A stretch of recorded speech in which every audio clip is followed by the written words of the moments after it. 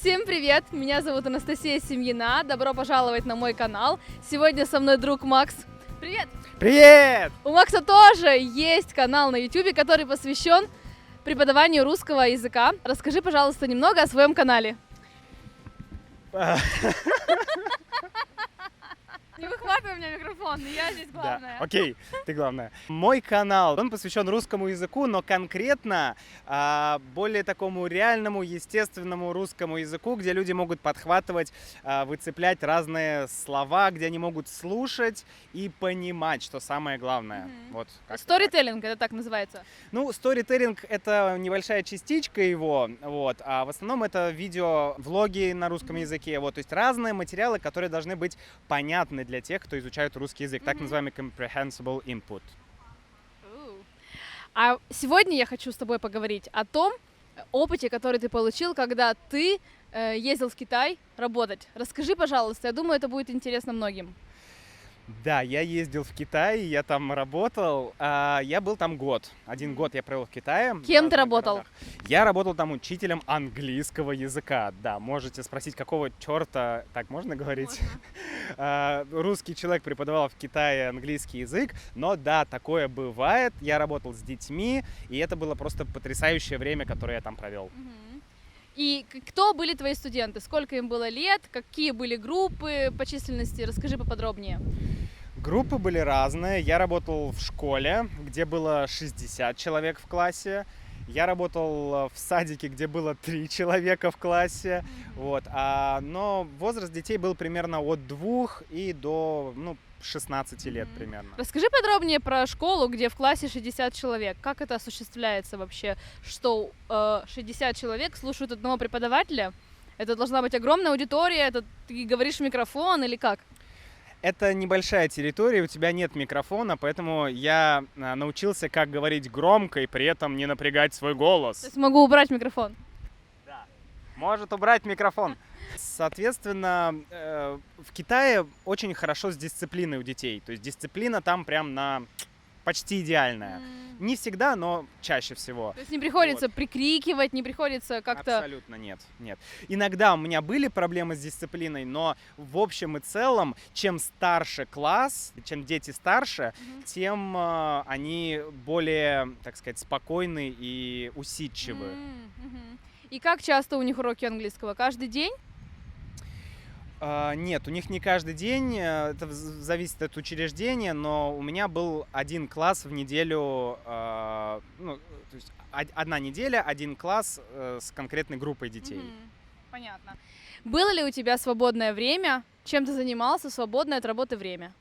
Да, конечно, у меня было свободное время, у меня было его иногда много, потом, когда я начал свой канал, у меня его стало мало, но, тем не менее, все равно я старался всегда выходить куда-то, смотреть новые города, общаться с людьми, изучать китайский язык, пить много китайского чая, немножко снимался в рекламе, и да, вот так я проводил. В какой рекламе ты снимался?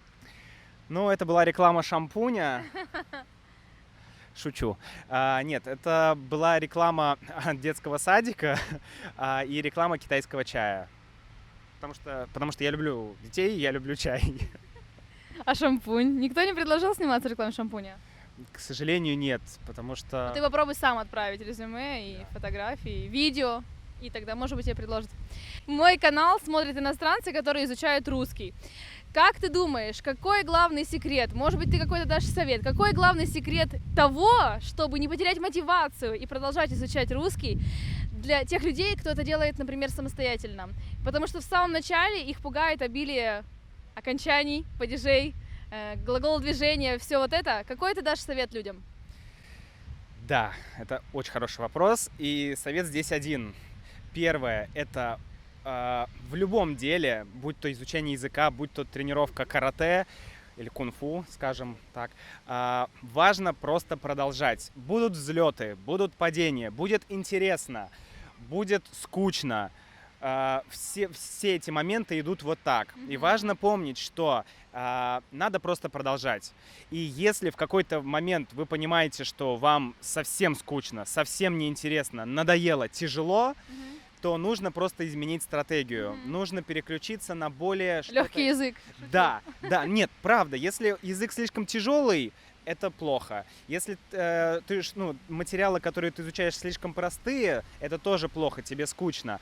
Если они соответствуют твоему уровню или чуть-чуть выше, то тогда, это оптимальный вариант для изучения языка. Поэтому нужно просто наслаждаться языком, смотреть то, что тебе нравится. Если тебе это не нравится, но это супер полезно, все говорят, это лучшее видео, ты должен его посмотреть, это лучший курс, но тебе не нравится, Делай то, что нравится. абсолютно. Мне совсем не нравится, так сложно, такой сложный язык, подиджей столько, что я должна делать? А мне сказали, что русский мне пригодится, например, в работе. То есть как сделать так, чтобы мне нравилось? Плюс языка и плюс изучения иностранного языка как раз в том, можно чуть повыше, как раз в том, что ты можешь сам выбирать, как его изучать. Ты можешь сам выбирать те материалы, которые тебе интересны. Если тебе, например, нужно выучить язык, то ты можешь... но ты не любишь смотреть фильмы, ты ненавидишь фильмы, но ты любишь мультики. Ага. Смотри мультики, выбирай то из всего многообразия, выбирай только то, что тебе нравится. И это тебя замотивирует. Если тебе нравится больше общаться с девочками, общайся с девочками. Если с мальчиками, общайся с мальчиками. Найди то, что тебе нравится. Найди соприкосновение интересов. Спасибо большое, Макс. Ну а также смотрите наши видео на наших каналах. Канал Макса вы можете видеть здесь, вот сейчас. Кликайте здесь. А также я оставлю ссылку на его канал в описании к этому видео. Спасибо большое. Спасибо тебе за интересные ответы. И я желаю тебе успеха в продвижении твоего канала. Спасибо большое, Анастасия. Рад был всех вас видеть, ребята. Просто продолжайте, несмотря ни на что. Спасибо. Пока-пока. Наш канал... нет, мой канал. Уже наш. Был наш. Мой.